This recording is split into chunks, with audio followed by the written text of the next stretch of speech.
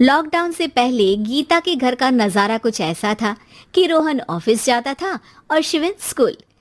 जिनके घर से जाने के बाद गीता काम खत्म करके बाकी समय आराम करती थी। लेकिन लॉकडाउन के बाद ऑफिस और स्कूल घर में ही खुल गए और इससे गीता का हाल वो तो आपको देखने में ही मजा आएगा। शिविन, ओ शिविन, महाराज उठने के लिए क्या 21 तोपों की सलामी लेंगे?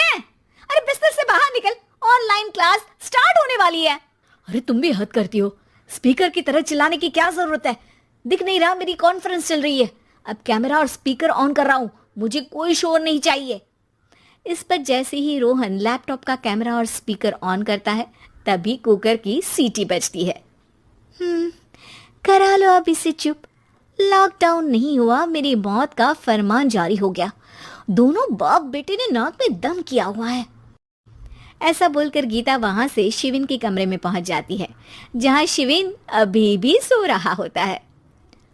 ओ आलसी, अब अगर 5 मिनट में नहीं उठाना तो आज तेरा गेम और यूट्यूब कैंसिल। माँ की बात सुनकर शिविन बिना 1 मिनट गंवाए उठ खड़ा होता है। उठ गया, अभी नहाकर भी आता हूँ।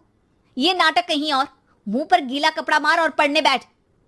शिविन की ऑनलाइन क्लास स्टार्ट हो जाती है, जिस पर गीता उसे वहां बिठाकर रसोई में चली जाती है। थोड़ी देर में उसे कमरे से कुछ आवाज सुनाई देती है, जिसे सुनकर वो कमरे में वापस आती है। हाय राम, तुझे क्लास अटेंड करने के लिए बोला था, कैमरा ऑफ करके बिस्तर पर नाचने के लिए नहीं बोला था। मम्मी मुझे कुछ समझ नहीं आ रहा, आप बाद में पढ़ा देना ना, वैसे भी अटेंडेंस तो लगी गई है। हाँ हाँ बेटा, जरूर बन जा, तू अभी से हम सबका बाप बन जा।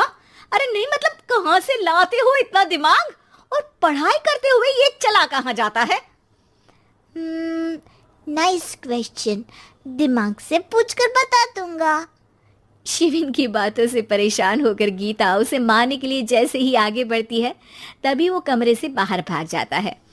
अब शिविन आगे आगे और गीता हाथ में चप्पल पकड़े उसके पीछे पीछे पूरे घर में दोनों घूम रहे होते हैं।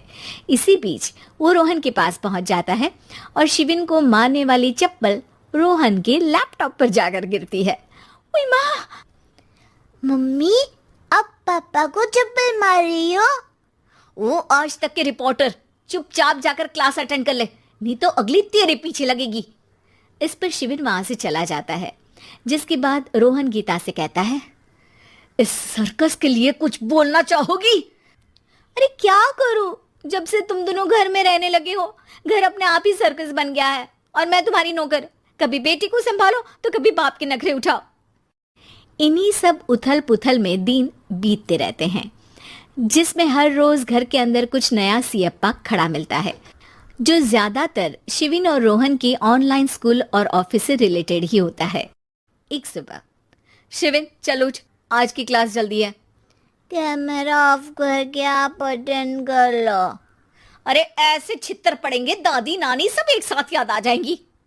गीता की लाख मशक्कतों के बाद क्लास तो खत्म हो जाती है, लेकिन उसके बाद शिविन फोन इस्तेमाल करते हुए इंस्टाग्राम रील बनाने लगता है।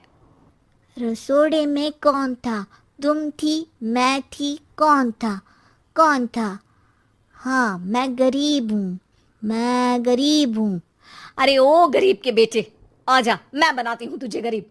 मैं बताती हूँ रसोड़े में कौन था। पढ़ाई करने बोलो तो इनकी माँ मर जाती है, और ये पागलपंतियां जितनी मर्जी करा लो। गीता शिविन को डांट रही होती है, तभी रोहन बीच में बोल पड़ता है। अरे बच्चा ही तो है, इतना गुस्सा क्यों कर रही हो? बेटे का साथ देने की इसी एक कोशिश में अब शिविन के साथ साथ रोहन भी गीता के गुस्से की सूली पर चढ़ जाता है। अगर बेटे पर इतना ही प्यार आ रहा है तो इसे क्लास अटेंड क्यों नहीं कराते, इसका होमवर्क क्यों नहीं कराते? उस समय तो बहुत जल्दी मीटिंग आ जाती है, वो काम मैं करूं और यहाँ इस बेफिजुली की चीज में तरफदारी करके बन जाओ महान। हे भगवान, कोई तो इनके ऑफिस और स्कूल खुलवाओ, मैं इन्हें और घर में नहीं सह सकती। अरे कुछ और मांग लेती, क्योंकि तुम्हारी ये विश इस साल तो पूरी होने से रही, कोरोना। हाय नास पिटे ने जिंदगी ही बर्बाद कर दी। खाए कोई पचाए कोई, कल मुझे चुन चुन कर सबको मेरी बद्दुआ लगेगी। उन्होंने दुनिया का और इन बाप बेटे दोनों ने मेरा जीना मुश्किल कर दिया। गीता वहां से चली जाती है, जिसके बाद रोहन शिविन से कहता है, अरे तुम्हारी मम्मी इतनी भड़की हुई क्यों है? आपकी वजह से पूरा समय घर में रहते हो और उस पर कोई काम कराने की जगह बस ऑर्डर देते रहते हो। अच्छा बेटे, सारा इल्जाम मुझ पर? पूरा दिन तो वो तुम पर ही चिल्लाती है। हाँ, मतलब दोनों का 50-50 है, कुछ करना पड़ेगा। वो कहते ना, make the best out of worst. I have an idea.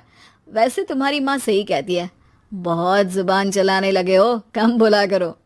अगली सुबह रोहन और शिविन अपनी गलती को सुधारने के लिए गीता के उठने से पहले घर का आधा काम खत्म कर देते हैं, जिसे देखकर गीता खुश हो जाती है और फिर बाकी बचा काम वो तीनों मिलकर पूरा कर लेते हैं। जिसके बाद अब वो सब मिल बांट कर हर काम में एक दूसरे की मदद करते हुए लॉकडाउन का मजा लेने लगते हैं।